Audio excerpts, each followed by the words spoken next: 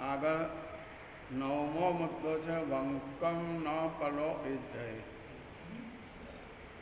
દરેક મનુષ્યને આંખો તો મળી જ છે, અને આંખો મળી છે તો કેટલાને એવું થાય કે આપણે સૌથી પહેલાં ઊંઘમાંથી ઉઠ્યા પછી પરમાત્માના દર્શન કરવા, કારણ કે આપણને દર્શન કરવા માટે આંખો મળી. તો પોતાના હૃદયમાં એ ભાવનાનો સંચાર થવો જોઈએ કે મને જે આંખો મળી એ હર હંમેશ પરમાત્માના દર્શન કરવા માટે મળી છે. અને જે લોકો આવી રીતે પરમાત્માના દર્શન માટે આંખોનો સદુપયોગ કરે છે,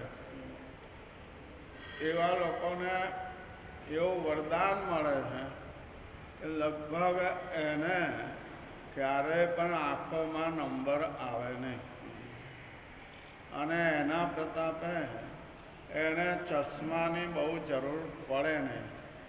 બહુ મોટી ઉંમર થઈ જાય અને ચશ્માની જરૂર પડે એ વાત જુદી છે.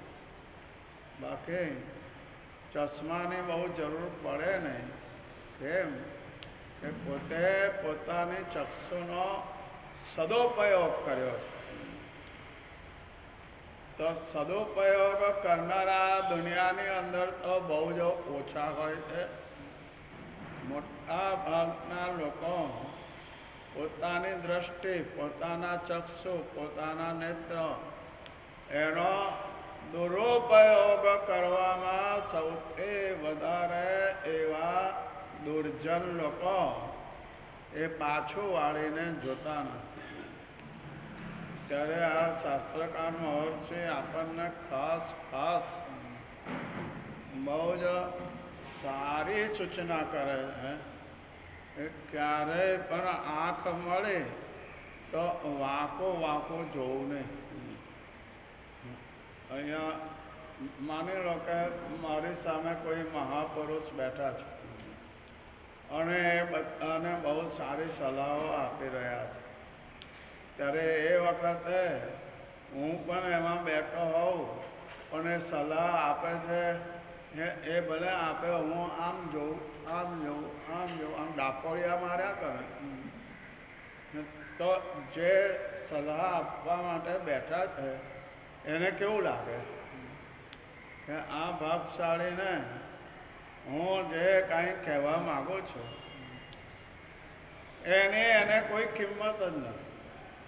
આ તો કલ્પના થઈ શકે કે એના ઘરેથી એને થોડીક બળજબરી કરીને મોકલ્યો છે. ત્યાં આગળ બીજા બધા આવે છે એમની વાણી સાંભળવા માટે, અને તું અહીંયા બેસી રહે એ સારું ન કહેવાય. એમ કરીને ધક્કો મારીને નીકળ્યો હોય તો આવે ખરો, પણ આવ્યા પછી પેલા બોલ્યા કરે, આને કંઈ સાંભળવાની પડી ના હોય એટલે આમ ડાકોળિયા માર્યા કરે. આ કેમ અહીંયા મૂક્યું છે, આ કેમ અહીંયા લગાડ્યું છે, હા આના ઉપર આવો ધાબો કેમ પડ્યો છે. અલા ભાઈ, તારે હું પણ આવી બધી પંચાયત કરવાની જરૂર છે. વંકમ ન પલો ઇજ્જય. કોઈ પણ ઘરે આપણે અતિથિ બનીને ગયા હોઈએ તો એના ઘરની અંદર જે રૂમમાં આપણે બેઠા હોય ત્યાં આગળ આમ બાઘા મારવાના હોય કે પછી જેની સાથે આપણે બેઠા છે એની સાથે ધર્મ, ન્યાય, નીતિ એવી વાતો કરવાની હોય કે બાઘા મારવાના હોય એના ઘરની અંદર એની સામે? એક બાજુ એની સામે જોઈ અને બીજી બાજુ બાઘા માર્યા કરે. તો શાસ્ત્રકાર કહે છે કે ભાઈ આવું કામ ક્યારેય કરવું નહીં.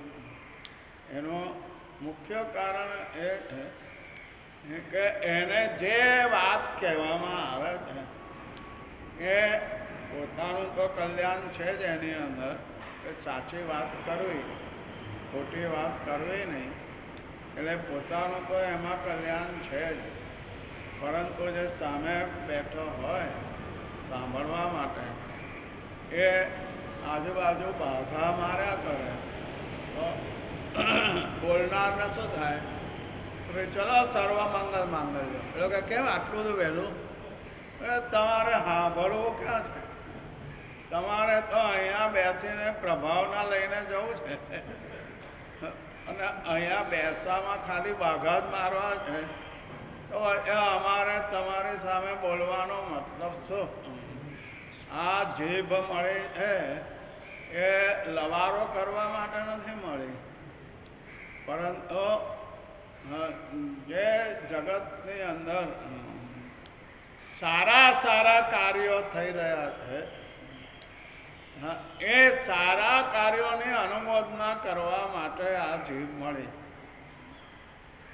પરમાત્માના મંદિરમાં જઈ અને પરમાત્માને સ્તુતિઓ સ્તવનો આ કોઈ પરમાત્માની ભક્તિ કરવા માટે આપણને જીભ મળી છે. અને એના બદલે દેરાસરમાં બેસીને પણ આમ પાછળ વારે ઘડીએ જોયા કરે તો લોકો એને શું સમજે? બોલો કે આને ભગવાનની સાથે લેવા દેવા નથી. પરંતુ આ દેરાસરમાં આગળ પાછળ જે કાંઈ છે ત્યાં ડાફોડિયા મારવામાં એને મજા પડી જાય છે. આવું જ સમજે લોકો બીજા, કે પછી શું સમજે? બહુ એવી ઉત્તમ વાત એમને કરી છે કે જ્યાં બેઠા હોય ત્યાં આગળ ડાફોડિયા મારવાનું કામ નહીં કરવું. માણસ સાયકલ લઈને જતો હોય, સાયકલ પર બેસીને પોતે ચલાવતો હોય અને પછી આમ ડાફોડિયા મારતા મારતા પોતે સાયકલ ચલાવે તો પરિણામ શું આવે?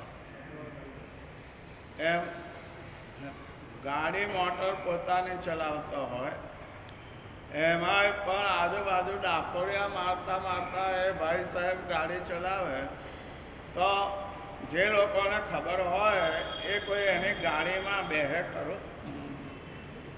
આ ડાફોડિયા મારનારો ક્યાંક એવી રીતે અકળાઈ જશે ને કે જેમાં આપણું કદાચ નિકંદન નીકળી જાય. એટલે એવા ડાફોડિયા મારનાર જે ગાડી ચલાવે એમાં આપણે બેસીએ તો આપણને નુકસાન થયા વગર રહે નહીં. પોતે પણ સમજવાનું છે કે જ્યારે આપણે અનેક લોકોની સાથે બેઠા હોઈએ ત્યારે તે વખતે આમ બાઘા નહીં મારવાના. એ માલિક હોય, આ શું છે, પેલું શું છે, આ અહીંયા કેમ તમે ગોઠવ્યું છે? આ ભાઈ તારે શું કામ છે કે આ ક્યાં ગોઠવવું ને ક્યાં નહીં ગોઠવવું? જે કામ માટે બેઠા છે તો એ કામ ઉપર ધ્યાન ક્યારે આપી શકાય? જો એક વાત આ સંસારની અંદર સમજવા જેવી એ છે કે જે કોઈ આપણી સામે રહીને બોલે ને એ બોલે તે વખતે આપણાથી ડાફોડિયા ના મરાય. વાર્તાઓ પણ એ કહેતા હોય, ઉત્તમ કોટીના સત્યની પણ એ પ્રરૂપના કરતા હોય, તો ખરેખર જો આપણે એના અર્થી હોઈએ તો એક ધારો એની સામે આપણે જોયા કરીએ કે આ કેવી સરસ વાતો કરે છે, કેવી ઉત્તમ વાતો કરે છે, આપણા લાભ માટે કેવી સરસ આપણને શિક્ષાઓ આપે છે. તેઓ આંખો મીચીને સાંભળ્યા કરે કે સામે બરાબર જોઈને સાંભળે. જુએ તો પોતાનું મન જે છે, મન મોટા ભાગે આપણું મન એ આંખ સાથે જોડાયેલું હોય. માણસ બોલતો હોય ત્યારે એની સામે આપણે કઈ આંખો ધારીને બધું જોયા કરીએ એવું નથી હોતું, પણ બાઘા માર્યા કરે. પેલો બોલતો જાય ને આપણે બાઘા માર્યા કરે. એનો કાંઈ મતલબ નથી. પરંતુ જેને પોતાના આત્માનું કલ્યાણ કરવું છે, પાપ એ પોતાના જીવન માટે એને દેશવટો આપવો છે અને શુભ કાર્યો સત્કાર્યો કરવાની પોતાની ભાવના છે, તો એ માણસ સામે બેઠેલી જે ઉત્તમ વ્યક્તિ છે અને બહુ જ સરસ વાતો આપણી સામે મૂકે છે, તો સાંભળનાર વ્યક્તિ આમ કાન આમ કરીને નહીં સાંભળે. કાન તો છે ને સામેથી બોલતો હોય ને કાન આ બાજુ હોય તોય પણ એને સંભળાવવાનું, પણ એની સામે પોતાની આંખ એ બરાબર જોડીને માણસ પોતે સારામાં સારી રીતે સાંભળી શકે છે. અને બોલનારને પણ એમ થાય કે આપણે જે બોલીએ છીએ ત્યારે આ ભાગશાળી અંદર બધું બીજું બધું જોયા કરતા નથી, બાઘા નથી મારતા. હું બોલતો હોઉં અને કોઈ આ બધી તકતીઓ વાંચ્યા કરે, કોઈ આ બાજુ જોયા કરે, કોઈ બહાર જોયા કરે, તો એવા લોકોને જ્યારે સામે એમના હિતની વાત ચાલતી હોય ત્યારે એને બોલવાનું કેટલું પસંદ પડે. એક જગ્યાએ એવું હતું કે 1000-2000 રૂપિયા આપીને સારામાં સારા વક્તાને પોતાના હોલમાં બોલાવેલા અને સગા સંબંધી વગેરેને પણ સાંભળવા માટે બોલાવેલા. એ પણ ભાગશાળી આગળ બેઠેલા, આગળ બેઠા છે અને સામે જે ભાઈને પોતે ખૂબ માન સન્માનપૂર્વક પોતાના ઘરે સાંભળવા માટે ને બીજાઓને સંભળાવવા માટે લઈ આવ્યા છે, એ બહુ સારી રીતે વાત કરે છે. ત્યારે આ ભાગશાળી પેલો આવ્યો છે કે નથી આવ્યો, પેલો ક્યાં બેઠો છે, આ કેમ મોડો આવ્યો, અને અહીંયા બેઠા બેઠા ચેન પડતો નથી, આવી રીતે પોતાની આંખોનો દુરુપયોગ કરે. પછી સામી વ્યક્તિ છે એને ખ્યાલ આવી ગયો મને બોલાવવાનું કારણ પોતાને કઈ સાંભળવું નથી, પોતાને અમે બોલીએ એના ઉપર કઈ ધ્યાન આપવું નથી, અમે જે બોલીએ એ હૃદયમાં ઉતારવું પણ નથી, પણ પોતાને બતાવું છે કે જો હું કેવા કેવા વક્તાને બોલાવી લાવું છું. જોયું ને તમે લોકો, અલા કેવા કેવા વક્તા તો તું કેમ સાંભળતો નથી, પહેલા એ તો બોલ ના. એ ડાપોળ્યા મારે કે આ ભાઈ બરાબર સાંભળે છે, આ બરાબર સાંભળે છે, એને માટે ડાપોળિયા માર્યા કરે. પણ જેને પોતે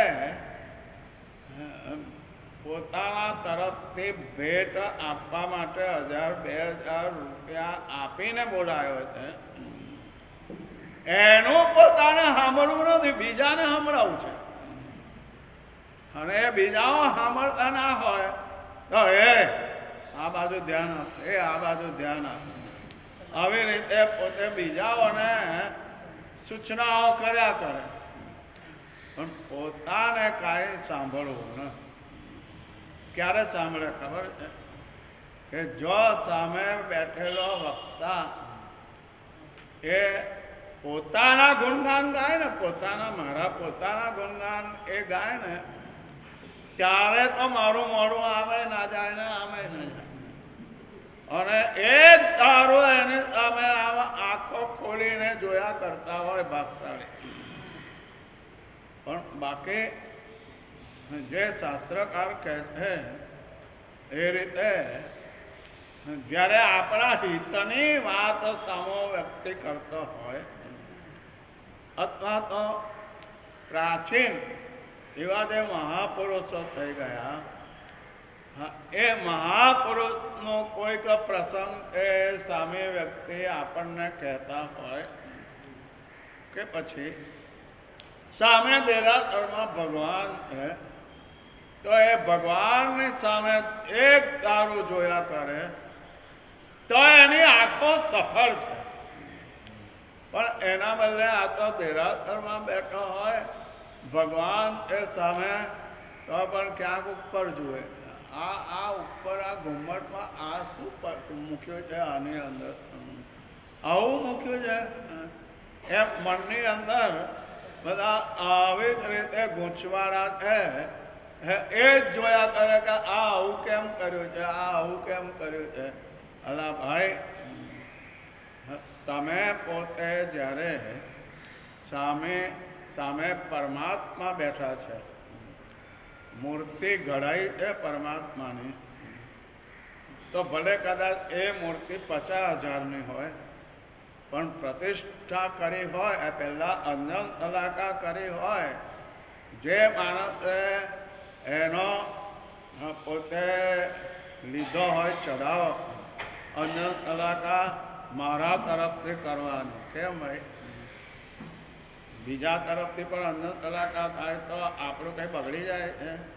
નથી બગડતું, પણ મારે લાભ લેવો છે કે જે પરમાત્મા મૂર્તિ છે એમની અંજન તલાકાથી હવે બધા એમાં સમજશે કે આ ભગવાન, અને એ ભગવાનના દર્શન કરવા માટે લોકો આવશે.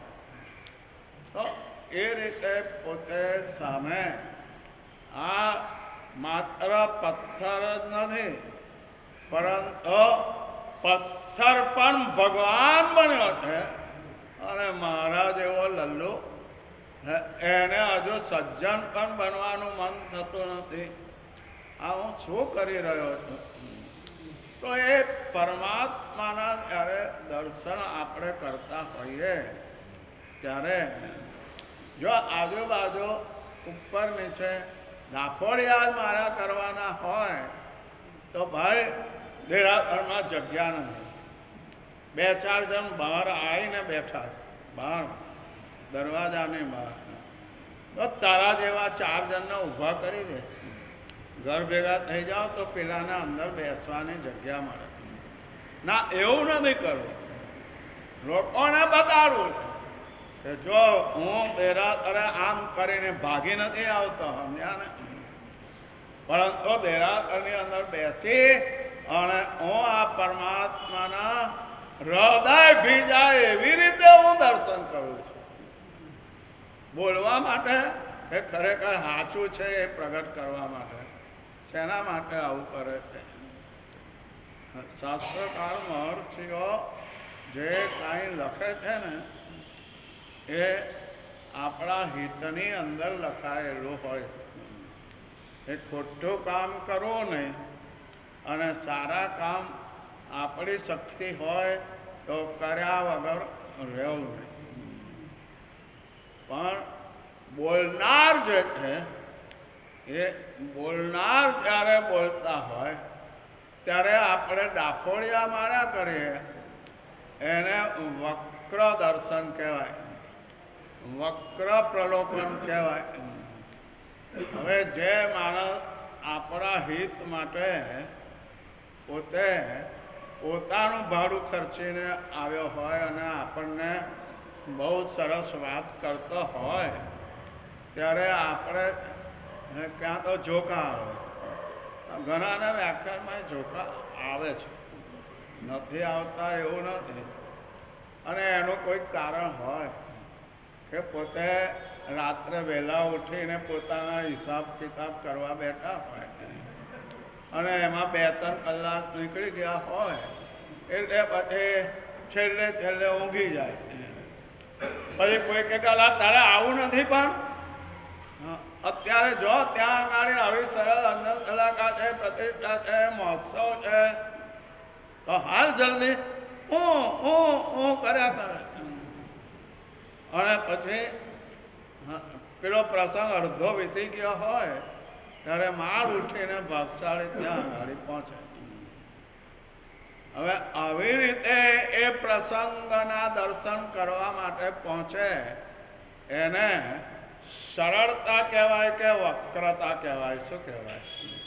આ શાસ્ત્રકારે વક્રતા શબ્દ વાપર્યો છે કે જ્યાં ખરેખર આપણે દ્રષ્ટિ રાખવાની છે ત્યાં આપણી આંખો એ બાજુ ધરવાના બદલે આજુબાજુ આ શું છે, પેલું શું છે, પેલો શું કરે છે, આ શું કરે છે, આવી બધી ભાનગડ આપણે કરવાની જરૂર ક્યાં છે? ભગવાને આંખો આપી છે, શેના માટે આપી? સૌથી પહેલા તો એમ સમજો કે આપણને કોઈએ જાહેર સભાની અંદર બહુ સરસ સારામાં સારી ભેટ આપી, તો હવે આપણે લોકો તરફ જોયા કરવાનું કે આપનાર તરફ જોવાનું? કોના તરફ જોવાનું?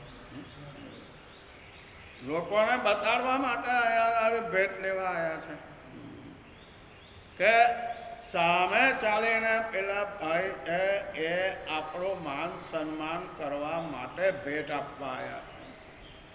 એવા અવસરે એ તરફ જોવાના બદલે પોતે આમ આજુબાજુ ઉપર નીચે ડાફોડિયા માર્યા કરે તો લોકો શું સમજે? આને કાંઈક ને કાંઈક પેલાને લાંચ આપી છે, લાંચ કે ભાઈ આવતીકાલે 100 જણા આવવાના છે તો આ 5000 રૂપિયાની ચીજ હું તમને આપું છું અને આવતીકાલે તમે આવો ને તો મારા એક બે કામ છે એના વખાણ કરીને આ મને ભેટ આપજો બધાની વચમાં. હા, આવા નખરા કરે એને શું લાભ થાય? ઉલટો બીજાઓને આખરે ખબર તો પડી ગયા વગર રહેવાની નથી કે આ ભાગશાળી છે, એ પોતાના માન સન્માન માટે આયોજન કરે છે, સામે જે આવે છે એનું માન સાચવવા માટે આ મીટિંગ એને ભેગી કરી નથી. પણ શું થાય હોય, માણસને જ્યારે પોતાને એવી ભાવના થાય છે કે હું સારા કામ કરું તો એ તો ઉત્તમ જ ભાવના છે. એક વાર કર્યું, 2 વાર કર્યું, પછી લોકો છે એને વખાણે, એની પ્રશંસા કરે છે, એને ઘણું બધું માન સન્માન આપે છે, એની પીઠ થાબડે છે. ઠીક છે, 1-2 વાર આવું થઈ ગયું, એને એમ લાગ્યું કે હું કામ આવું કરું છું તો લોકો મારી પીઠ થાબડે છે, અંદર અંદર મારા માટે એ લોકો સારી સારી વાત કરે છે અને જે સામે બોલનાર છે એ પણ છેલ્લે છેલ્લે મારા માટે 2 શબ્દો સારા બોલે છે તો એ વખતે એને એમ ના થાય કે 2 શબ્દો બોલ્યા મારા માટે? બોલવા હોય તો સાચું કહેજો કે 1 મિનિટની અંદર પણ કેટલા શબ્દો બોલી શકાય? સામે વ્યક્તિને આપણે શાબાશી આપવી છે, આપણે એના વખાણ કરવા છે તો 1 મિનિટમાં 1 જ શબ્દ બોલાય કે આખું ને આખું વાક્ય બોલી જવાય? પણ આ ભાગશાળીને એની પડી જ નથી. એને તો જે લોકોને આ પ્રસંગે બોલાયા છે એ લોકો બોલે મારા માટે કે આ ફલાણા ભાઈ તમે તો જોરદાર પ્રસંગ ઉજવ્યો. હા, તો બરાબર. એટલે પોતે જો બોલાયેલા લોકો છે એમાંથી ઘણા આવે નહીં અને આવે તો અંદર અંદર વાતો કરે અને વાતો કરે ત્યારે પોતાને ખબર પડે કે આ લોકો અંદર અંદર વાતો કરે છે એટલે જરાક આમ માથું આમ કરે, પણ પછી એને એમ લાગે કે આ જેમને આપણને બોલાયા છે બહુ સારો માણસ છે હો. અને બહુ ભણેલો ગણેલો માણસ છે, બહુ ઉદાર છે હો, અને બહુ દયાળુ છે. આવું જો બોલતો હોય બાજુવાળો, તો સામેવાળો બોલે છે એ સાંભળે કે પોતાની બાજુવાળો બોલે છે એ સાંભળે? કોનું સાંભળે બોલો? એટલે શાસ્ત્રકાર લખે છે કે કોઈને સાંભળવા માટે કે કોઈ વસ્તુ જોવા માટે જ્યારે આપણે અહીંયા આવ્યા હોઈએ ને, તો પછી ડાફોડિયા નહીં મારવા. બીજા શું બોલે છે એની આપણે ફિકર ચિંતા નહીં કરવાની. અને જો આપણું હૃદય એ કાળું હોય તો સામો શું બોલે છે એની ઉપેક્ષા કરવાની. અને પોતાની આજુબાજુ વાળા શું બોલે છે એ તરફ ધ્યાન આપ્યા કરે. આ વસ્તુ શાસ્ત્રકાર કહે છે કે વક્કમ ન પલો જય. જેને સાંભળવા બેઠા છે એની સામે આપણે જોવાનું હોય, એના બદલે આજુબાજુ ડાફોડિયા મારી અને બીજાઓ એ બોલે છે એમાં એ રીતે ધ્યાન આપે છે કે આ તો બાજુવાળાની વાત કરે છે, આ તો ઉપરવાળાની વાત કરે છે, આ તો નીચેવાળાની વાત કરે છે. હાલો, મારા માટે તો કોઈ કશું બોલતું જ નથી. મેં એ લોકોને બોલાયા છે. હા, સામે વ્યક્તિ જે સંભળાવે છે એને પણ મેં બોલાયા છે. અને બધાને મેં કહ્યું છે કે આ થઈ જાય એટલે પછી જમવા માટે પધારજો એમ કહીને આવ્યો છો બધાને. અને આ લોકોને કઈ પડી જ નથી હોત, તારી પડી જાય. હા, કોઈ એકાદ જણ પોતાના માટે સારું બોલે ને ત્યારે એને બીજાઓ તરફ જોવાનું મન થાય કે આ જે મારા માટે સારું બોલે છે આ લોકો એને સાંભળે છે કે અંદર અંદર વાતો જ કર્યા કરે છે? શું કર્યા કરે કે વચ્ચે આ લોકો બાઘા માર્યા કરે છે? શું કરે છે?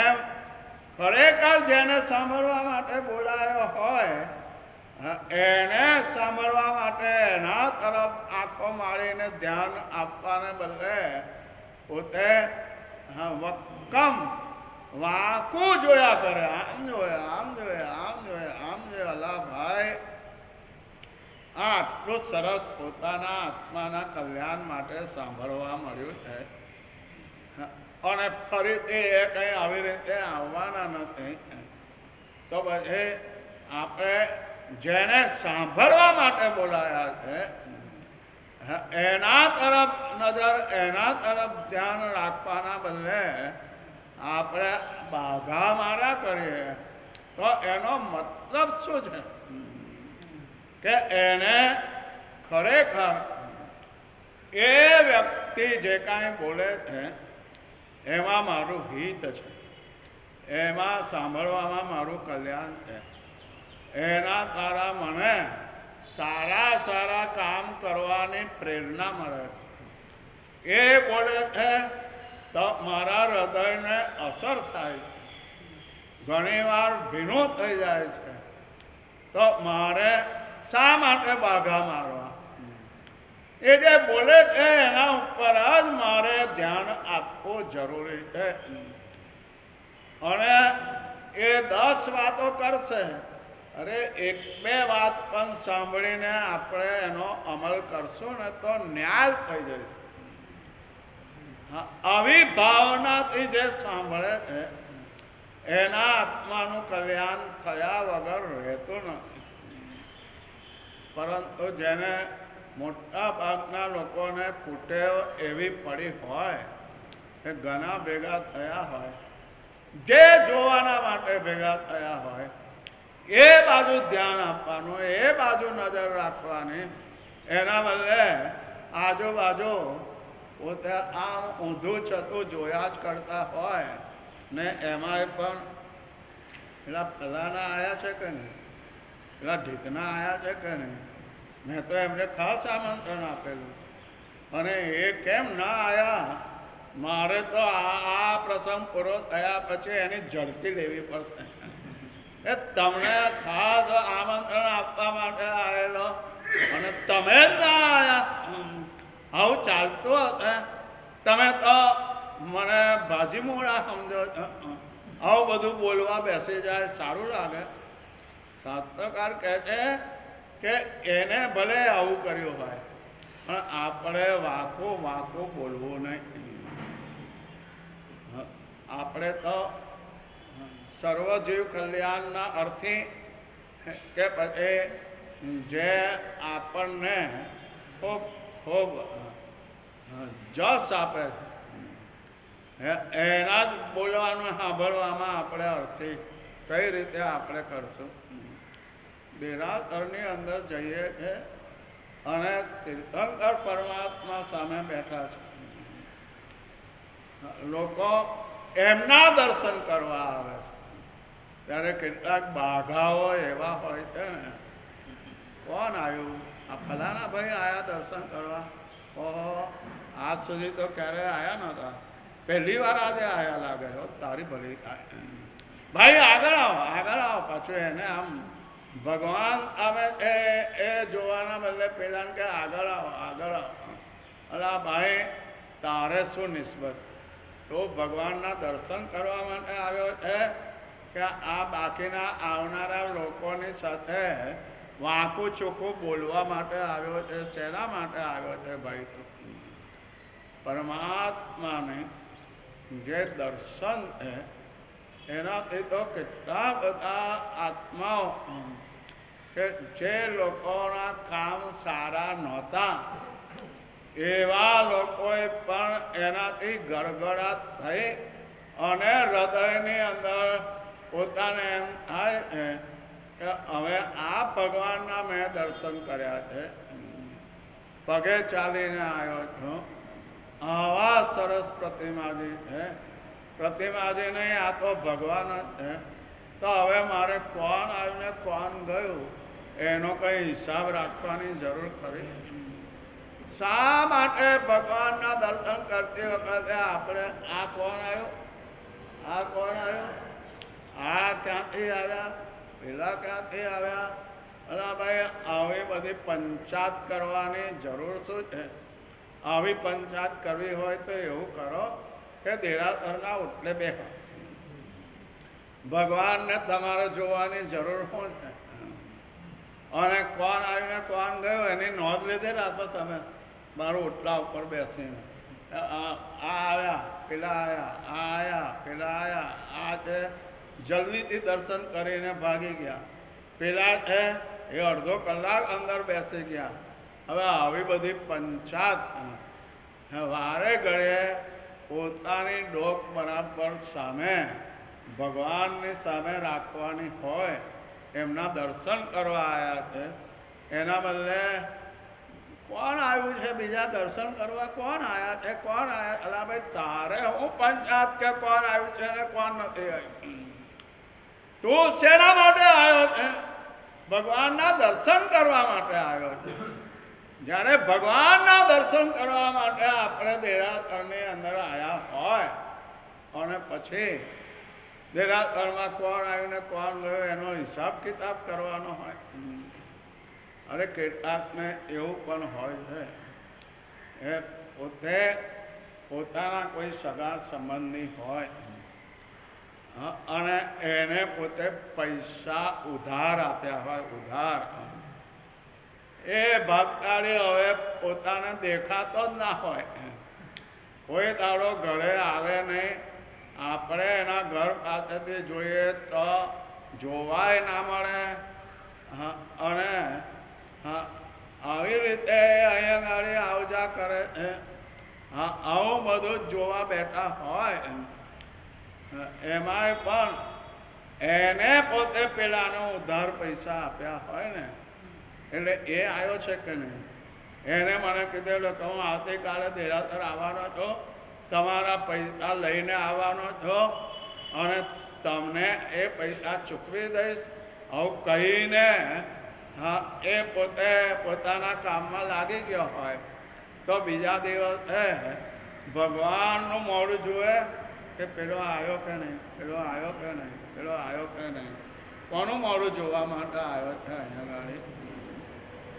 એટલે આ શાસ્ત્રકારે બહુ મહત્વની વાત આપણને શીખવાડી છે કે પરમાત્માના દર્શન કરવા ગયા છે તો ભગવાનના જ દર્શન કરવા. શા માટે કોણ આવ્યું ને કોણ ગયું, કોણ આવ્યું ને કોણ ગયું? અને જે આવ્યો એને શું કર્યું અહીંયા ગાડી? કોઈ સ્તુતિ બોલ્યો કે ના બોલ્યો? કોઈ ચૈત્ય અંદર એને કર્યું કે ના કર્યું? પૂજા કરી કે અલા ભાઈ આ બધી પંચાયત કરવાની તારે શું જરૂર? તો પરમાત્માના દર્શન કરવા આવ્યો છે તો હવે પરમાત્માના ગુણગાન ગાવાની તને તક પણ મળી.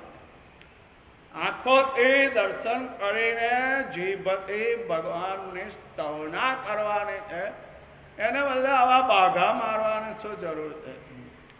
આપણા જીવનની અંદર આપણે આ વસ્તુ બરાબર સમજી લેવી જરૂરી છે. અને જ્યારે પરમાત્માના દર્શન કરવા માટે જઈએ તો કોણ આવ્યું ને કોણ ગયું એનો હિસાબ કરવાની કોઈ જરૂર નથી. વક્ર દર્શન, લોકોને લાગે કે ભગવાનના દર્શન કરવા આવ્યો અને એ આજુબાજુ ડાપોડિયા મારે ત્યારે લોકોમાં કેવી છાપ પડે કે આ તો એની આંખોમાં વક્રતા ભરીને આવ્યો, એને ભગવાન નથી જોવા પરંતુ બીજું જ કંઈક આજુબાજુ જોવું છે, એના માટે આવ્યો છે. તો લોકો એના માટે શું કલ્પના કરે?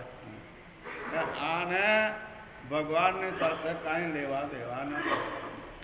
પણ જે કાંઈ બીજાઓ આવતા હોય, જેન્ટ્સ હોય કે લેડીઝ હોય, એના મોઢા જોવા માટે અહીંયા ગાડી આવ્યો છે. એમ જ કહે કે બીજું કંઈ કહે. અને એને કહેવાય વક્ર આલોકન, વક્ર દર્શન.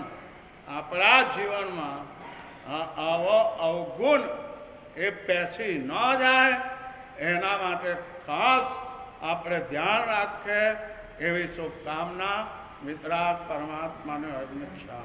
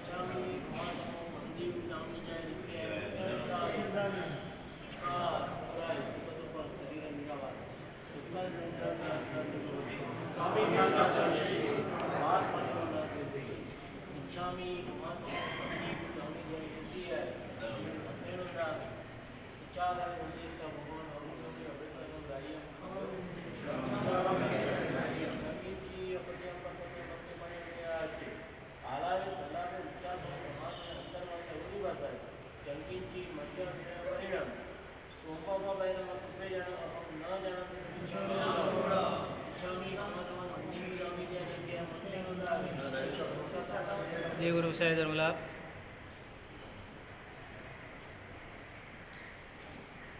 स्वयं अवसम तेड़े भगवान खाया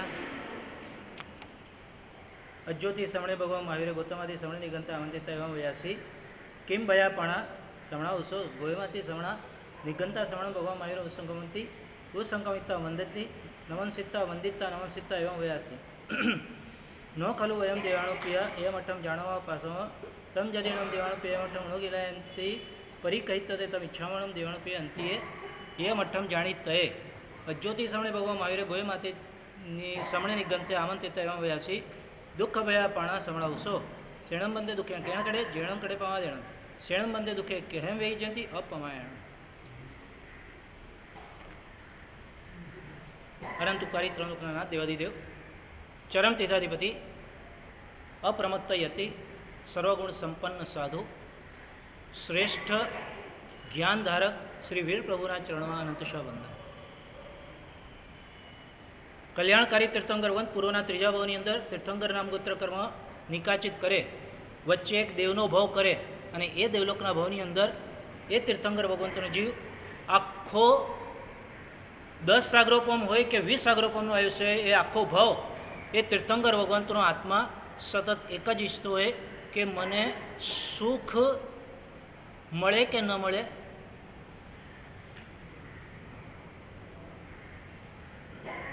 મને સુખ મળવું જોઈએ કે ન મળવું જોઈએ. ભગવાનનો એ જીવ શું ઈચ્છતો હશે? હા, સુખ મળે કે ન મળે એમ પૂછું છું. બેમાંથી શું ઈચ્છતો હશે? સર્વજીવ કર્યું બરાબર છે, તો આગલા ત્રીજા ભાવની અંદર થઈ ગયું નિકાચિત નામકર્મ. સુખ મળે એવી ઈચ્છા કરતો હશે ને, અને છતાં પણ દેવલોકનું સુખ આટલું બધું મળતું હોવા છતાં પણ એમની અંદર એમને આનંદ થતો નથી કે આ સુખ મારે જોઈતું નથી. સતત 10 સાગરોપમનો જે કંઈ પણ ભાવ પૂરો થાય ત્યાં સુધી એમનો અંતરાત્મા એની અંદર આટલું સુખ હોવા છતાં પણ એમનો અંતરાત્મા હંમેશ માટે દુઃખી રહેતો હોય છે આખા ભાવ સુધીથી. એમને એ સુખ નથી જોઈતું હોતું જે સુખ આપણે માનીએ છીએ, અને એમને કદાચ એવા દુઃખથી દૂર થવું છે જે દુઃખને આપણે દૂર કરવા ઈચ્છતા નથી. દુઃખ સ્વરૂપે જ માનવા તૈયાર નથી, કદાચ એમ કહીએ તો જરાય વાંધો નથી. અને એટલા માટે તીર્થંકર ભગવાન સામે ચાલીને પ્રશ્ન કરે છે, ગૌતમ સ્વામીને ભગવાન વગેરે બધાને, હે અજ્જો કિમ ભયા પાણા, આ જીવોને શેનો ભય છે? ત્રણનું સ્થાન છે, ત્રીજું અધ્યયન છે, અને એમાં આ પહેલું સ્થાન કિમ ભયા પાણા, એનો જવાબ એ પણ પહેલા સ્થાનની અંદર. અને એ પ્રશ્ન ગૌતમ સ્વામી વગેરે કેટલાય કાળથી પૂછતા આવ્યા છે, અને પૂછતા હોય એની જગ્યાએ મહાવીર સ્વામી ભગવાન પૂછી રહ્યા છે. અને મહાવીર સ્વામી ભગવાનને આવા પ્રકારનો ત્યાં આગળ પ્રશ્ન થાય જ નહીં, પણ ગૌતમ સ્વામી વગેરેને આનંદ થયો કે નહીં, ભગવાન આપણી આવા પ્રકારની ત્યાં આગળ જિજ્ઞાસા નથી, એને ઉત્પન્ન કરી રહ્યા છે. આપણી જિજ્ઞાસાને સંતૃપ્ત કરવા માટે સારામાં સારી રીતે પ્રશ્ન પણ પોતે ઉપાડી રહ્યા છે. એટલે નજીક આવીને વસંકમિતતા નજીક આવ્યા અને ભગવાનને કહ્યું કે ભગવાન, આપને જો કોઈ પણ પ્રકારની મ્લાની, તકલીફ, પીડા, હેરાનગતિ ન હોય તો મહેરબાની કરીને આપ જણાવો કે અમારા જેવા જીવોને શેનો ભય છે. આપણને તો ખબર નથી હોતી, ભગવાન જાણે છે અને જણાવે છે. કેમ ભયાપાણા, જીવોને શેનો ભય છે? ગૌતમ સ્વામીએ પ્રશ્ન રિપીટ કર્યો કે શેનો ભય છે, અમને જણાવો. અને ત્યારે ભગવાને કહ્યું, દુઃખ ભયાપાણા. પ્રાણ એટલે પ્રાણીઓ, જીવો હંમેશ માટે સંસારની અંદર રહેલા છે. શું એમને નથી જોઈતું હતું? એટલે કે શેનાથી ભય છે, શેનાથી એમને દૂર થવું છે? એકમાત્ર એક જ તત્વ એવા પ્રકારનું છે કે જેને એવા પ્રકારના 2 જ શબ્દોથી વર્ણવી શકાય છે, દુઃખ.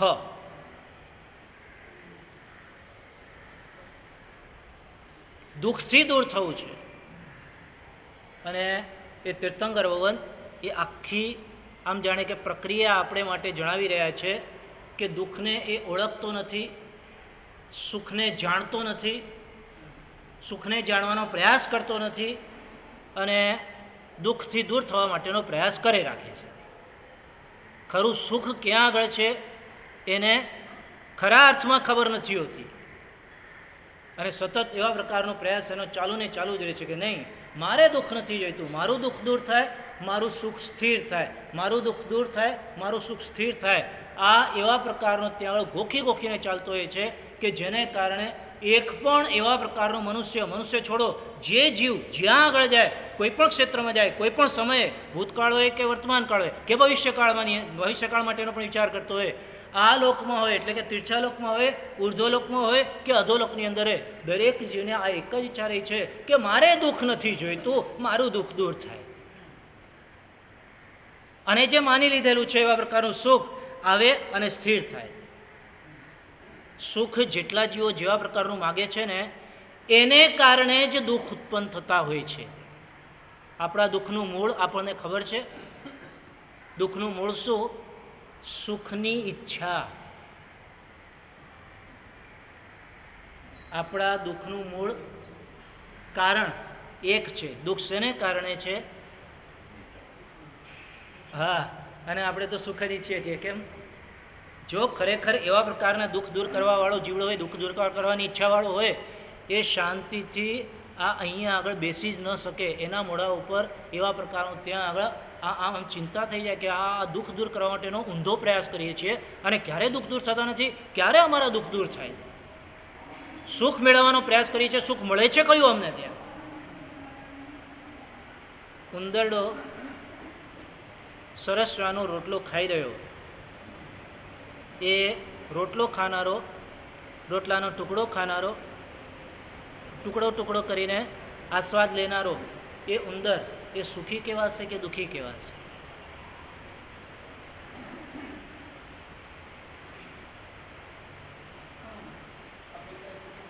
કઈ અપેક્ષાએ સુખી તો કઈ અપેક્ષાએ દુઃખી? અપેક્ષા લગાડી એટલે સુખી કે દુઃખી બેવ હોઈ શકે એમ ને? તો અપેક્ષા લગાડી તો કઈ અપેક્ષાએ સુખી? એટલે સુખી ને? તો દુઃખી નથી ને? શું થયું? ટેમ્પરરી સુખી. તો પછી ટેમ્પરરી એટલે થોડા સમય માટે. થોડા સમય પછી શું? થોડા સમય પછી શું? સુખી કે દુઃખી? હા,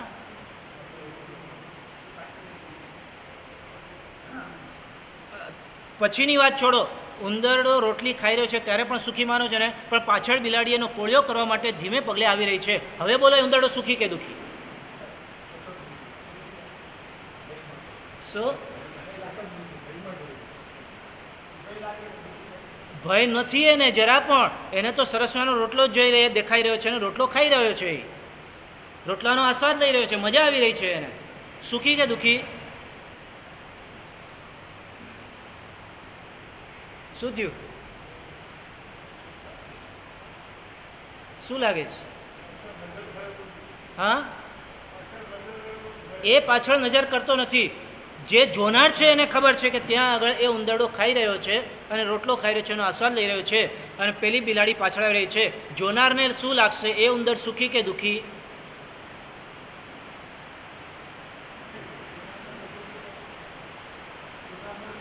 હવે જોનારને દુઃખી લાગે. એ ઉંદર ખરેખર સુખી કે દુઃખી?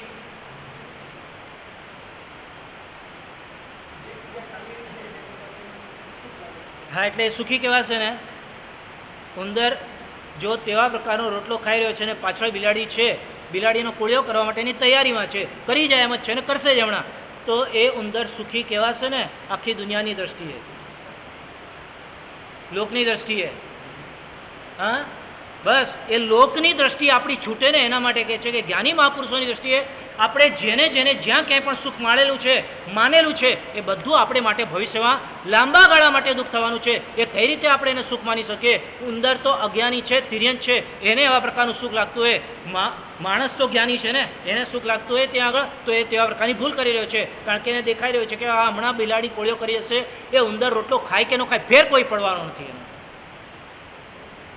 ઉલટાનો એ રોટલો છોડીને ભાગી જશે તો એને સુખ મળે એમ છે.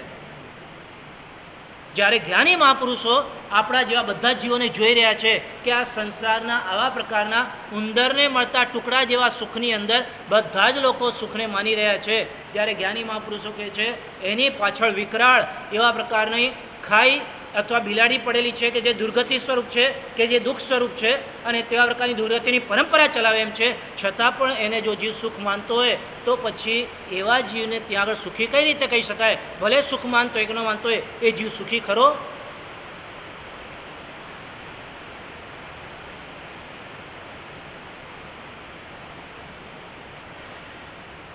ખરો? એ જીવ સુખી છે જ નહીં. ત્યાં આગળ માત્ર માનસિકતા, ભ્રમ અને ભ્રમણા છે કે હું સુખી છું.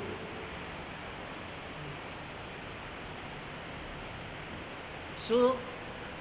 માત્ર ને માત્ર માનસિકતા અને ભ્રમણામાં જ રહેલો છે આ જીવડો, કે આવા પ્રકારની મને મળતી હોય એવા પ્રકારની અનુકૂળતા, મેં ઈચ્છ્યું હોય એવા પ્રકારનું મને મળી જાય તો હું સુખી.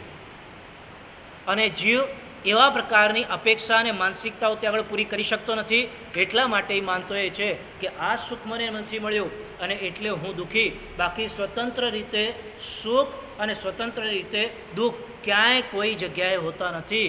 શાસ્ત્રકાર ભગવંતોએ બહુ સ્પષ્ટપણે સર દર્શન સમુચ્ચય નામના ગ્રંથની અંદર આચાર્ય ભગવાન હરિભદ્ર સુરીશ્વરજી મહારાજે ન્યાય દર્શનનું નિરૂપણ કરતા જણાવેલું છે કે જે જીવોને દુઃખને છોડવાની ઈચ્છા છે, દુઃખ નથી જોઈતું, એ લોકોએ સુખની પણ અપેક્ષા રાખવાની જરૂર નથી હોતી.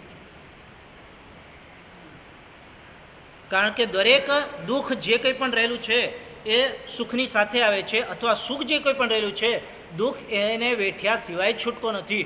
દુઃખ વેઠે તો જ સુખ મળે એમ છે.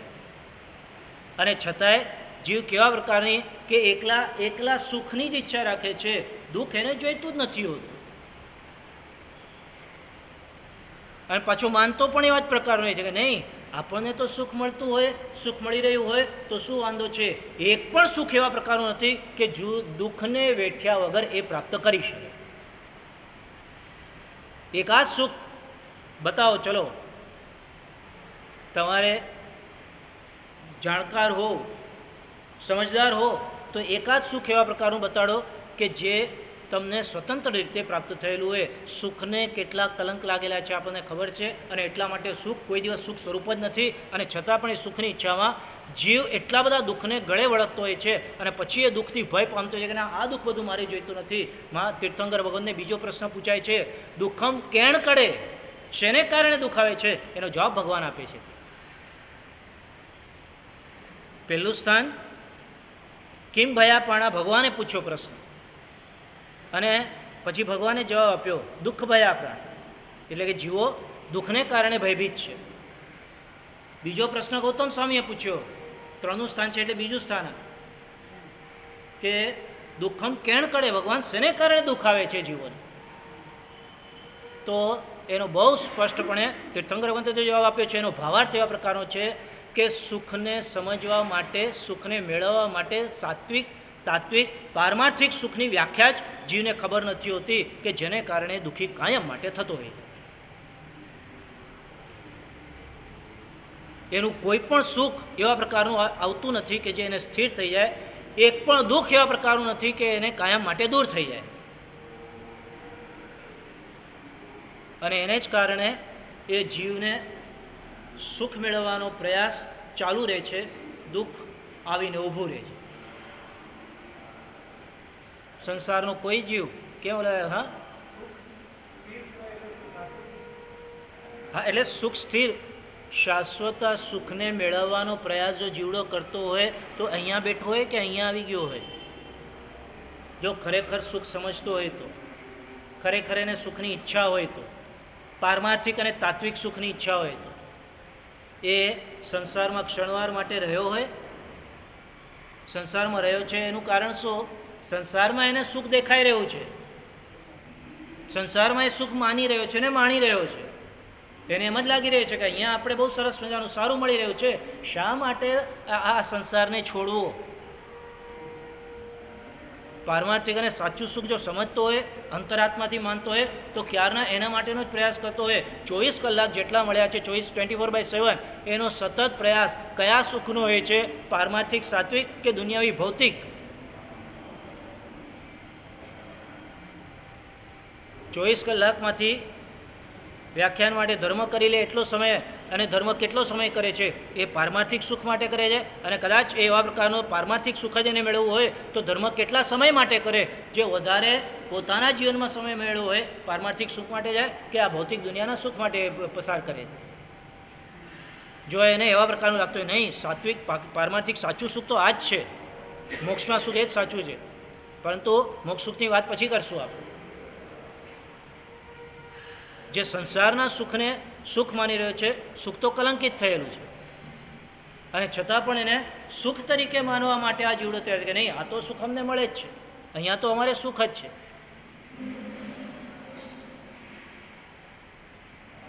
શ્રી હરિભદ્ર સુરીશ્વરજી મહારાજે સદર્શન સમુચ્ચયમાં લખેલું છે કે દુઃખને જો તમારે તેવા પ્રકારની તિલાંજલિ આપવી હોય, દુઃખ ન જોઈતું હોય, સુખને પણ છોડવાની તૈયારી રાખો. સુખને પણ ઈચ્છો નહીં તો દુઃખ નહીં આવે. તમે સુખને ઈચ્છો છો માટે જ દુઃખ આવે છે. અને કદાચ હવે એવા પ્રકારનું છે કે ભાઈ નહીં સુખ તો જોઈએ છે તો વગર માગે દુઃખ આવીને ઊભું જ રહેવાનું છે. તમે નહીં ઈચ્છો તો પણ દુઃખ આવીને ઊભું રહેશે. કેમ? કારણ કે સુખની ઈચ્છા આ બધું લઈ આવશે. બોલો હવે શું જોઈએ? દુઃખ દૂર થાય એમ જોઈએ છે કે સુખ સ્થિરતા એ જોઈએ છે? સંસારનું એક સુખ એવા પ્રકારનું નથી કે જે તમને સ્વતંત્ર રીતે સુખનો અનુભવ કરાવી શકે ઇન્ડિપેન્ડન્ટલી. કે ઓલી વાત થયેલી કે ઓલા બાપાને દીકરો કાયમ માટે કે ભાઈ આ બધાની અંદર આટલું બધું સરસવાનું સારામાં સારું સુખ મળી રહ્યું છે, શા માટે આ સુખનો વિરોધ કરવામાં આવે છે? આ સુખ નથી એમ કેમ કહેવામાં આવે છે કે અહીંયા કાંઈ સુખ નથી? આ સરસવાનું જે કંઈ પણ ખાવા પીવા પહેરવાડવાનું મળે એ જેવા ખાવું ખાઈએ પીએ પહેરવાનું ઓઢવાનું જે કંઈ પણ મળે એવું તરત જ સુખનો અનુભવ થાય છે. તો સુખ નથી એમ ક્યાંથી કહેવાય? ત્યારે બાપાએ કાંઈ નહીં કીધું, પણ દીકરો એક વખત સરસવાનું જમવા માટે બેઠેલો હતો અને ત્યારે એ દીકરાને એટલે જમવાનું આમ લગભગ જે કંઈ પણ થઈ ગયું હશે અને ત્યારે દીકરાને કીધું કે જો જમવાની અંદર ખાવાની અંદર સુખ છે ને તને તો એકદમ ભાવતી આ વસ્તુ છે. ઉદાહરણ તરીકે રસગુલ્લા. આજે શું છે? નિવી છે. કાંઈ વાંધો નહીં, ભવિષ્યમાં કલ્પના જ કરવાની છે. ધારો કે રસગુલ્લા તને બહુ ભાવતી વસ્તુ છે, તું એ ખા અત્યારના, કારણ કે તને ભાવતી વસ્તુ છે ને એની અંદર સુખ મળવાનું તને. ત્યારે એણે કીધું કે પિતાજી અહીંયા સુધી ભરીને મેં ખાઈ લીધેલું છે, આ બીજું જમવાનું ખાવાનું હતું બધું આ કંઠ ખાઈ લીધેલું છે, હવે રસગુલ્લું મને આનંદ ના. રસગુલ્લાની અંદર જો સુખ રહેલું છે તો એ જ્યારે પણ ખાય એ વ્યક્તિને આનંદ આપનાર થવું જોઈએ કે ન થવું જોઈએ? થવું જ જોઈએ, સવાલ જ નથી આવતો. તો પછી એ ત્યારે આ કંઠ બીજું બધું ખાઈ લીધેલું હોય અને એવા પ્રકારનું રસગુલ્લું ખાય તો કેમ આનંદ ન આવે એ સમયે? અચ્છા, બીજું બધું કાંઈ ન ખાધું હોય, પહેલું રસગુલ્લું ખાધું એટલું રસગુલ્લામાં ખુશ. હવે બીજી વાર બાપા એ રીતે સમજીને આવેલા હતા કે તે કાંઈ ખાધું નથી, લે રસગુલ્લું ખાઈ લે. અને ત્યાં આગળ એણે રસગુલ્લા ખાવાનું ચાલુ કર્યું. કેટલા ખાઈ શકે? 1 2 3 10, પછી 11મું 12મું. હા બોલે વધે. હા 12મામાં વધારે આનંદ, 13મામાં વધારે આનંદ, 14મામાં એનાથી વધારે, 15માં તો એકદમ આનંદ થઈ જાય. હા હા આજનો લાવો લઈએ. આ તો ચઢાવો છે એવા પ્રકારનું ને ત્યાં આગળ કે જેમ જેમ તમે ખાતા જાઓ તેમ તેમ તમને આનંદની અનુભૂતિ વધારે ને વધારે થતી જાય. 15 20 25. કારણ શું? શેની લિમિટ આવે? લિમિટ ક્યાં લખેલી છે? કોઈ જગ્યાએ કોઈએ કહેલું છે કે બસ આનાથી વધારે નહીં ખાવાય? ફોર એક્ઝામ્પલ છગનભાઈ કે મગનભાઈ. કારણ શું? કારણ શું? કારણ શું એનું? કે ભાઈ આ આટલા ખાઈ લીધા પછી વધારે ન ખવાય અને પછી વધારાનું આમ 25માં પછી 26મું મોઢામાં જાય તો આગળના 25 નીકળી જાય. જો એ સુખ આપનાર હોય તો વ્યક્તિને કેટલો આનંદ આવવો જોઈએ કે હા બહુ મજા, બહુ સરસ, આનંદ જેમ જેમ પ્રાપ્ત કરતો જાય. આખી ભૌતિક દુનિયાના બધા જ સુખો એક પણ એવા નથી કે જે સ્વતંત્ર રીતે પ્રાપ્ત કરી શકાય. અરે એવા પ્રકારનું ત્યાં ખાલી સ્વતંત્રતા ઇન્ડિપેન્ડન્ટલી આ ભૌતિક દુનિયાનું એક સુખ નથી કે આપણને સુખ શાંતિથી સરસ સારામાં સારું આપી શકે. એ હંમેશા નિરપેક્ષ એટલે કે બીજા વસ્તુથી સાપેક્ષ જ રહેલું છે, નિરપેક્ષ રહેલું જ નથી ક્યારેય પણ. ત્યાં સ્વતંત્ર રીતે સુખ આપી જ ન શકે, એની તાકાત નથી. અને છતાંય આ જીવ ભ્રમમાં એવો રહેલો છે કે એમ જ માને કે આનાથી મને સુખ મળે, આનાથી મને આનંદ મળે. 25મું ખાઈ લીધા પછી 26મું, જો રસગુલ્લામાં સુખ હોય તો 26મું નહીં 200મું હોય તો એ આનંદ આપવો જોઈએ. એ નથી આપી શકતું. કેમ? કારણ કે એમાં સ્વતંત્ર રીતે સુખ આપવાની તાકાત નથી.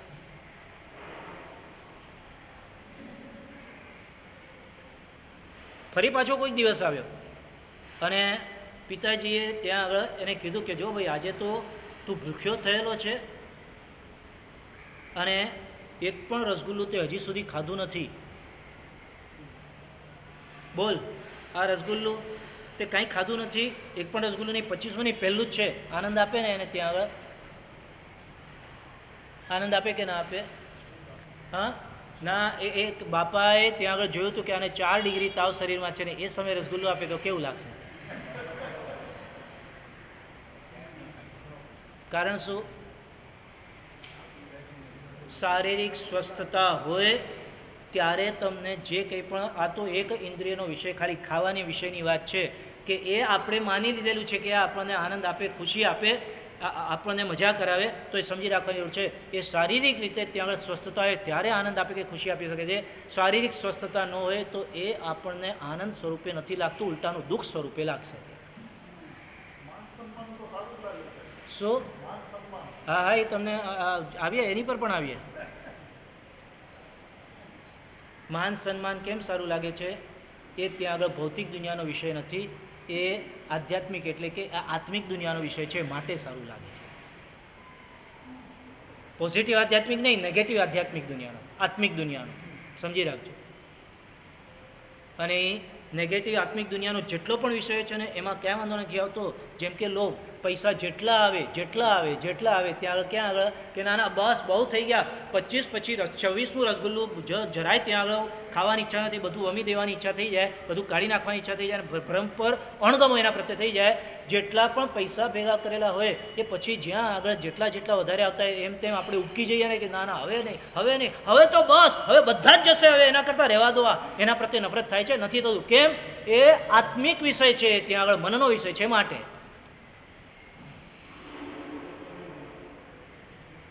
અને બતાડીએ તમને હા કે શરીરનો વિષય છે, પણ એનો તેવા પ્રકારનો ત્યાં આગળ મનનો વિષય નથી બનાવ્યો, માટે મનનો વિષય જે બને એ બધું સુખ આપવા તૈયાર થાય. આ તો ભૌતિક દુનિયાનું જેટલું આપણે માનેલું છે એનું એ તાવ એટલો બધો હતો એટલે બાપાને કીધું કે બાપા મને મારી નાખવા તૈયાર છો, મને ભાવતી વસ્તુ છે, પણ આટલા 4 ડિગ્રી તાવમાં આ રસગુલ્લાઓ લઈને આવેલા છો, શું થાય મારું? ખબર ન પડે તમને? તું કે છે ને આમાં સુખ છે તો લે, સુખ સરસવાનું આનંદ આવશે તને. 4 ડિગ્રી તાવ ન હોય ત્યારની વાત છે. ફરી પાછો દિવસ આવ્યો, 4 ડિગ્રી તાવ નહોતો, સવારથી ભૂખ્યો થયેલો હતો અને એકદમ ભૂખ લાગેલી હતી અને ખાવાનું તેવા પ્રકારનું કાંઈ ખાધું નહોતું. અને એ બરાબર કંઈક જોઈ રહ્યો હતો અને એ સમય બરાબર પારખી લીધો સમય કે આને બરાબર ભૂખ લાગેલી છે અને આને રસગુલ્લું ભાવતી વસ્તુ છે, લઈને આવ્યા. એકે હજી સુધી વસ્તુઓ નથી ખાધી, રસગુલ્લું નહોતું ખાધું, એને લઈને આવ્યા ને કે જો સરસવાના રસગુલ્લા. અને ત્યાં આગળ બાપાને કે બાપા તમે રસગુલ્લાની વાત કરો છો, આ મારી પત્નીને બાયોપ્સીનો રિપોર્ટ કરાવવો પડે એમ છે, એની અહીંયા આગળ મને ચિંતા છે ને તમે રસગુલ્લા ખાવાની વાત કરો છો? બાયોપ્સી એટલે ખબર છે ને શું? કેન્સરનું ડિટેક્શન કરવા માટેની ટેસ્ટ અને એનો રિપોર્ટ કરવા માટેની વાત ત્યાં આગળ ડૉક્ટરે લખીને આપેલી હોય અને એ વાંચતો બેઠેલો હોય, એ સમયે ભૂખ્યો થયેલો હોય, એક પણ રસગુલ્લું ન ખાધેલું હોય, એની પહેલાં કંઈ ન ખાધેલું હોય, એ સમયે ત્યાં આગળ રસગુલ્લો આસ્વાદ આનંદ આપશે કે નહીં આપે? કેમ? સુખનો વિષય છે ને, ભાવતી વસ્તુ છે ને, આનંદ આપે ને, તો પછી એ સમયે શું તકલીફ થઈ?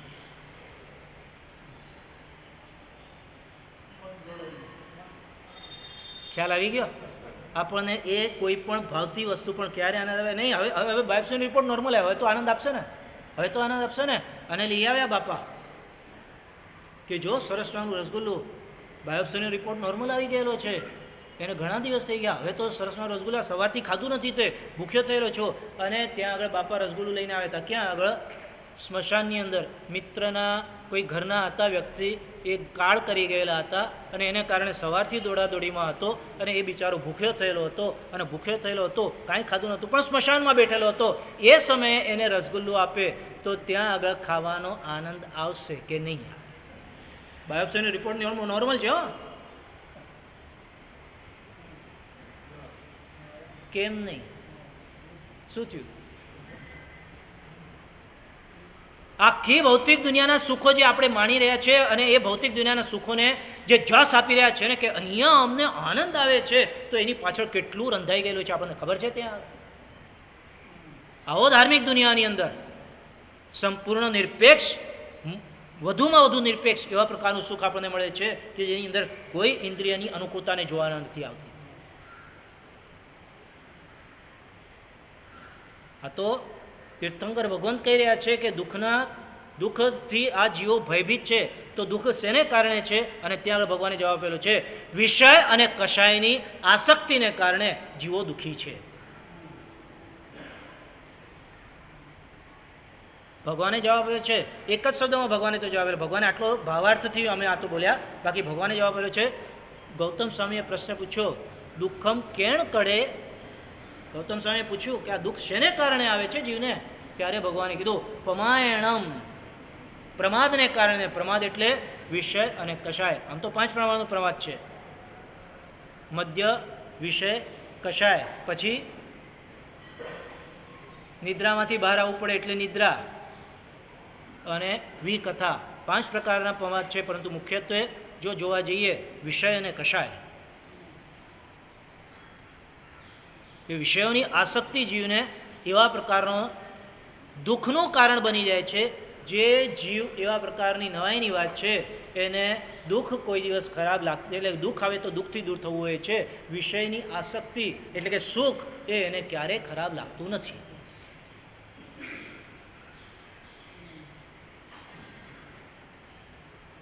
એ દુઃખથી ડરનારો છે, ક્યારે સુખથી ડરનારો બનતો નથી. એને દુઃખ વેઠવું પડે છે, સુખ ભોગવવા જેવું લાગે છે. સુખ વેઠવું પડે છે એવું ક્યારે લાગતું નથી.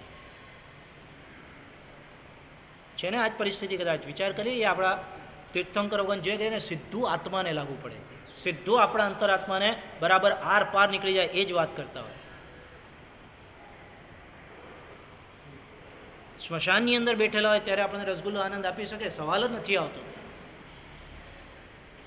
સ્મશાન હોય, એવા પ્રકારનું ઘરની અંદરનું કોઈ ખૂણાનું એવા પ્રકારનું સ્થાન હોય કે જ્યાં આગળ ઉત્સર્જન કરવા માટે, એટલે કે જે ખાધેલું ન પચ્યું એ બધું બહાર કાઢવા માટે બેઠેલા હોય, ત્યાં ખાવા માટે બેસાડે તો ત્યાં પણ આપણને એ ગમે તેટલી લાખ ગણી ખાવાની સારામાં સારી વસ્તુ આપણને ગમતી હોય, ભૂખ લાગેલી હોય, સ્વાસ્થ્ય સારામાં સારું હોય, બાયોપ્સીનો રિપોર્ટ નોર્મલ આવેલા હોય, અને સ્મશાન પણ ન કહેવાય તો પણ ત્યાં આગળ આપણે ખાવા માટે બેસતા નથી. ખાવાનું સ્થાન અલગ જ હોય છે. હવે એ જ મિત્રના ઘરે કોઈક સરસવાનો થોડાક વખત પછી લગ્નનો પ્રસંગ હતો, અને લગ્નના પ્રસંગે ગયેલો. ખાસ મિત્રના લગ્નનો પ્રસંગ એટલે એમાં તો જવું જ પડે, અને બધું આગળ પડતો ભાગ લેવો પડે. એટલે સવારથી દોડાદોડી, શરીરનું સ્વાસ્થ્ય એકદમ સારામાં સારું, કોઈ તાવનો કોઈ પ્રશ્ન જ નહીં. બાયોપ્સીનો રિપોર્ટ તો નોર્મલ આવી ગયો એટલે કોઈ ચિંતા જ નથી, કારણ કે એ પણ પોતે આવેલા હતા, 2 જણા આવેલા હતા લગ્નની અંદર, દોડાદોડી કરી રહ્યા હતા સવારથી માંડીને. એટલે ભૂખ પણ લાગેલી, અને બપોરના જમવાનો બરાબર અવસર થયો, અને જમવા માટે બેઠા. ત્યાં આગળ બધાને પીરસતા સાચું બોલ્યો, એ રસગુલ્લું ત્યાં આગળ ધારો કે થાળીમાં આવે, થાળીમાં પીરસાયું, ભૂખ લાગેલી છે, તો એ રસગુલ્લું આપણને મોઢામાં આપે તો આનંદ આવે કે થાળીમાં આપે તો વધારે આનંદ આવે? હા, માની લીધું મોઢામાં આપે છે, પણ મોઢામાં આપતા પહેલાં બાપાએ શીખવાડી રાખેલું, અને એટલા માટે જે આપનારો છે એ મોઢામાં આપતી વખતે કહે છે, લે ખાઉધરા ખા.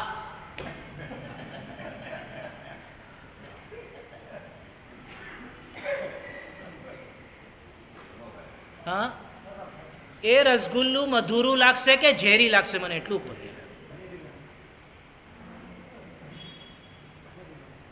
બાપાએ શીખવાડીને મોકલ્યો તો ખાલી 2 વાક્ય એવા, 1-2 વાક્ય બોલી દે છે, ખાઉધરા નથી મળતું ને ખાવાનું, લે ખા. રસગુલ્લો આનંદ આપશે કે દુઃખ આપશે? હા, તો રસગુલ્લું તો ખાલી ઉદાહરણ તરીકે, તમારે જેની બાધા ન હોય એનો વિચાર કરી લેવા.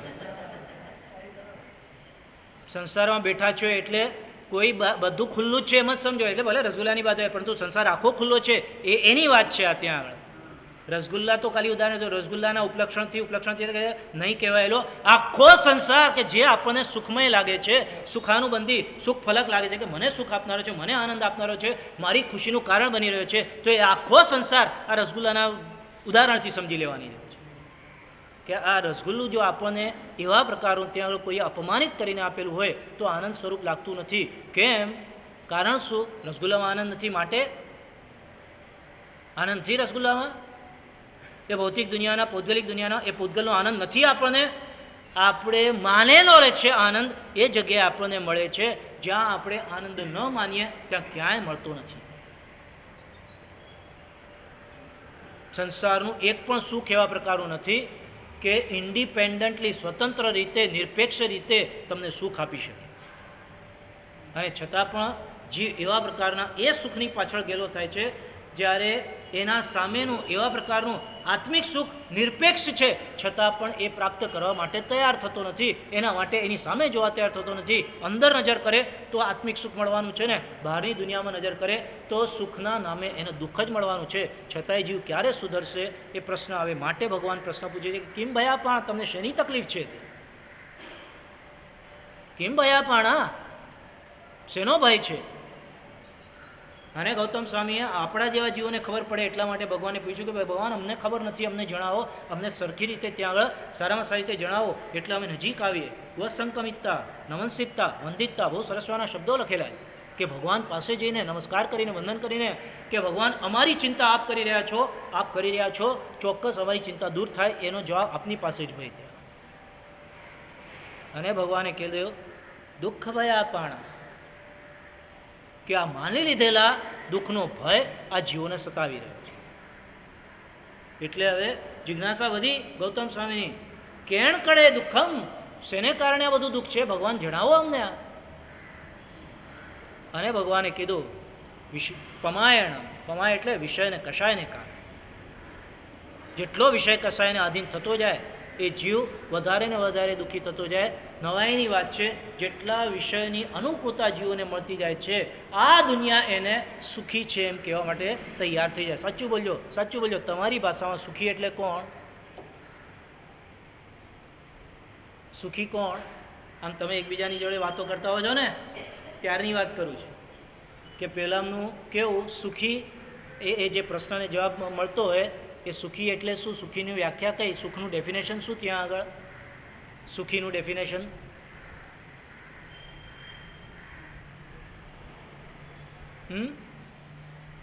શું થયું? તમારી વ્યાખ્યા પૂછું છું, તમારી નથી આપી શકાય એવી ને? તીર્થંકર ભગવંત આપણને ચોખવટ સ્પષ્ટ કરતા કહે છે કે જે દુનિયામાં જે વાત કરતા હોય, વ્યવહાર કરતા હોય કરજો, નિશ્ચયથી આ સમજી રાખજો કે વિષય અને કષાયો એમાં વિષય વિશેષે કરીને વિષયોની અનુકૂળતા મળતી હોય, વિષયો વધારે પ્રાપ્ત થતા હોય, વિષયોને ભોગવવાની અનુકૂળતાઓ જેટલી શારીરિક વગેરે બાહ્ય અભ્યંતર મળતી હોય એનાથી જીવ સુખી કહી શકાતો નથી. ભગવાને એને દુઃખી કહેલો છે. દુઃખમ કેણ કડે પમાયણમ, વિષયોની આસક્તિને વિષયો વધુ વધુ આસેવન કરતો જાય એ દુઃખી છે, એને દુઃખ કહેવાય છે. એ આ બધા દુઃખો સમજતો હોવા છતાં પણ જીવને છતાં પણ એ દુઃખો મારે નથી જોઈતા, પણ સુખ કયા પ્રકારના જોઈએ છે એવા પ્રકારનો પ્રશ્ન આવે તો પાછા સુખ તો એવા જ જોઈતા હોય છે. સુખ આટલું કલંકિત થયેલું છે છતાં પણ એને આ જ બધા સુખો જોઈતા છે. સુખના આ એક જ કલંક નથી, હજી એ કલંકો છે એના. એક પણ સુખ એવા પ્રકારનું નથી કે ઇન્ડિપેન્ડન્ટ નથી, એક પણ સુખ એવા પ્રકારનું નથી કે ઇનોસન્ટ નથી. નિર્દોષ એક પણ સુખ, એક પણ ભૌતિક દુનિયાનું સુખ એવા પ્રકારનું નથી કે જે તમને ઇનોસન્ટલી પ્રાપ્ત થઈ શકે. ઇનોસન્ટલી એટલે નિર્દોષપણે, નિર્દોષપણે એટલે કોઈ પણ દોષનું આસેવન કર્યા વગર તમને ભૌતિક દુનિયાનું એ સુખ પ્રાપ્ત થાય એ શક્યતા નથી. છતાંય જોઈ લો જીવની પરિસ્થિતિ. જીવ એટલે હું ને તમે, જીવ બીજા કોણ? કે એને આ બધા જ સુખ દોષનું આસેવન કરીને પણ એ સુખ તો જોઈએ છે.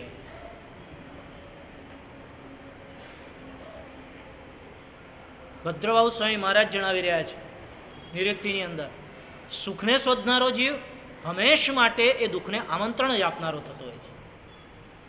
અને એ દુઃખને આમંત્રણ એટલા માટે આપે છે કે એ સુખ પોતે જે પ્રાપ્ત કરવા માટેનો પ્રયાસ કરે છે અને કરે છે, પોતે સુખ મેળવે છે, એ સુખમાં એ બીજા જીવને દુઃખ આપીને પછી જે સુખ પ્રાપ્ત કરતો હોય.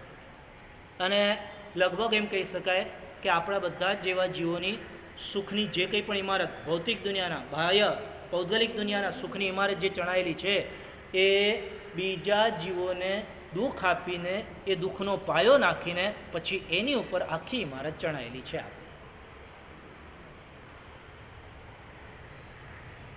આપણને ખબર છે ને, આપણે જે બીજાને આપીએ એ આપણને પ્રાપ્ત થાય. બીજાને સુખ આપીએ સુખ પ્રાપ્ત થાય, બીજાને દુઃખ આપીએ દુઃખ પ્રાપ્ત થાય, બીજાને જ્ઞાન આપીએ જ્ઞાન પ્રાપ્ત થાય, બીજાને ધન આપીએ ધન પ્રાપ્ત થાય, બીજાને સંકલેશ આપીએ સંકલેશ પ્રાપ્ત થાય, બીજાને દુઃખ આપ્યું દુઃખ પ્રાપ્ત થવાનું. અને એ બીજાને દુઃખ આપ્યા વગર કયું સુખ મળવાનું છે એ આપણે જરા વિચાર કરીએ છીએ કે બીજાને દુઃખ આપ્યા વગર કયું સુખ પ્રાપ્ત થઈ શકે એમ છે. એક પણ સુખ બતાડો. ખાવાનું સુખ જીવોની હિંસા સિવાય, ઠંડકનું સુખ વાવકાઈની વિરાધના સિવાય કઈ રીતે પ્રાપ્ત થાય? પીવાના ઠંડા પીણાનું સુખ અપકાઈની વિરાધના વગર કઈ રીતે પ્રાપ્ત થઈ શકવાનું છે? પાણીના જીવોની વિરાધના. સંપત્તિનું સુખ કેટલાય જીવોનો ઘાત કર્યા પછી સંપત્તિનું સુખ પ્રાપ્ત થઈ શકવાનું છે, સિવાય કઈ રીતે પ્રાપ્ત થઈ શકશે? કયું સંસારનું સુખ એવા પ્રકારનું છે કે જે ઇનોસન્ટ છે? એક પણ સુખ એવા પ્રકારનું નથી કે જે ઇનોસન્ટ હોય. એનાથી હજી આગળ આ તો ટુકડામાં જળવાય. એક પણ સંસારનું સુખ એવા પ્રકારનું નથી કે જે ઇન્સ્ટન્ટ હોય. એક પણ સંસારનું સુખ એવા પ્રકારનું નથી. ભૌતિક દુનિયાના દરેક સુખો જે જીવ જેવા પ્રકારનો પ્રયાસ કરતો જાય છે એને તાત્કાલિક એવા પ્રકારનું સુખ મળે છે. એ ભૂલ ભરેલી માન્યતા છે. એને ક્યારે પણ એ તાત્કાલિક સુખ મળતું નથી. અને છતાં પણ એ સુખનો પ્રયાસ જે કંઈ પણ કરે છે એમાં દુઃખ વેઠતો હોય છે. છતાં પણ ભવિષ્યની કલ્પના કરે છે કે ભવિષ્યમાં મને સુખ મળશે, માટે એ સુખને ત્યાં આગળ સ્વીકારવા તૈયાર થઈ જાય